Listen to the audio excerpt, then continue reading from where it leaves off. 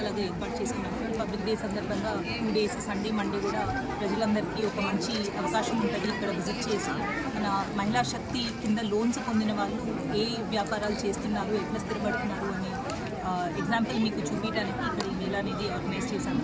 ఇక్కడ ఈ నారాయణఖేడ్ సబ్ డివిజన్లో ఉన్న అందరు ఎస్హెచ్జి గ్రూప్స్ సర్పు మెప్మా వాళ్ళ ప్రోడక్ట్స్ వాళ్ళు ఇంకో ఏవేవి వ్యాపారాలు చేస్తున్నారు, ఎక్కడ సేల్ చేస్తున్నారు ఇవన్నీ కూడా ఇక్కడ డిస్ప్లే చేశారు.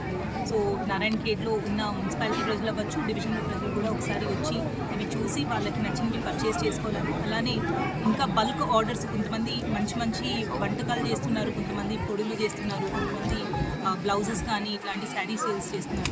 సో వాళ్ళకి ఇంకా బల్క్ ఆర్డర్స్ ఆపర్చునిటీస్ కూడా వీళ్ళకి ఇవ్వాలి అని కోరుతున్నాను. వాళ్ళకు కూడా ధన్యవాదాలు తీసుకొని ఇక్కడ మా ముఖ్యమంత్రి రేవంత్ రెడ్డి గారు, మా కాంగ్రెస్ ప్రభుత్వం కూడా 1 మంది మహిళలను కోటీశ్వరులు చేయాలని చెప్పేసి ఒక కాన్సెప్ట్తో ముందుకు పోతుంది.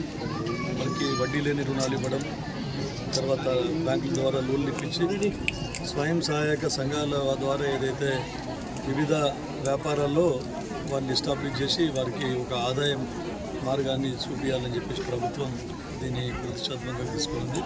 దాంట్లో భాగంగానే చాలా చోట్ల ఇంతకుముందు గతంలో కూడా మనం మేళా పెట్టడం జరిగింది.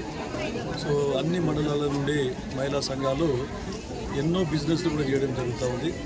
అట్లాంటిది బొటిక్ కానీ, లేదంటే ఇంకా ఏదైనా ఈ పొడులు తయారు చేయడం కానీ, ఫ్రూట్స్ కానీ, తర్వాత వెజిటేబుల్స్, ఆర్గానిక్ వెజిటేబుల్స్ కానీ, ఇంకా ఇతరత్ర కాండిమెంట్స్, స్వీట్స్, ఇవన్నీ ప్యూర్ ఆర్గానిక్ యూనిట్ కూడా ఒకటి ఏర్పాటు చేయడం జరిగింది స్వయం సంఘాల ద్వారా. దాన్ని కొన్ని రోజుల నుంచి అది పూర్తపడింది. దాన్ని కూడా అధికారుల దృష్టికి తీసుకుపోయినా దాన్ని కూడా రివైవ్ చేసి ఇంకేదైనా ఫండ్ అవసరం ఉంటే కూడా ఫండ్ పెట్టించి ఇంకా పర్ఫెక్ట్గా వాళ్ళకి ట్రైనింగ్ ఇచ్చి దాన్ని వాడకలోకి తీసుకొస్తే ఇంకా చాలామందికి ఉపయోగమవుతుందని చెప్పి చెప్తాను.